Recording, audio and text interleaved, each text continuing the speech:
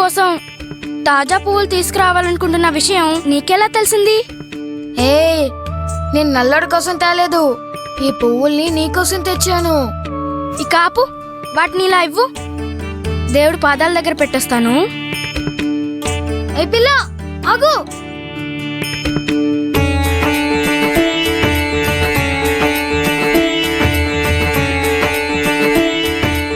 అరే ఒక్క పువ్వైనా నీకోసం ఉంచుకో.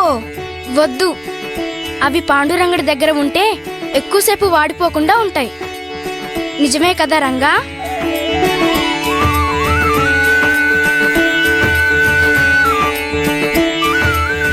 ఈ పువ్వుల సువాసన చాలా అద్భుతంగా ఉంది.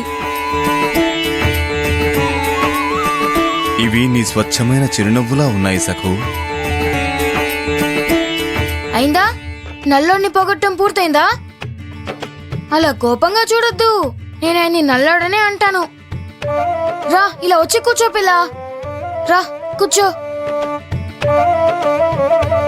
కూర్చో పిల్ల, నేను నీతో ఒక ముఖ్యమైన విషయం గురించి మాట్లాడాలి. ఏంటి, నాతోనా? ముఖ్యమైన విషయమా? అరే ఏమంటున్నావు? నువ్వు ఇప్పుడు కూర్చుంటావా లేదా? కూర్చో. నాకంటే చిన్నోడివి, కానీ రోజు నన్ను బెదిరిస్తావు. సరే కూర్చుంటాలే. ఏంటో చెప్పు. మా తాతయ్య గారికి చెప్పాను, మీరు నవమిలోపు మొత్తం అప్పు తీర్చేయాలని.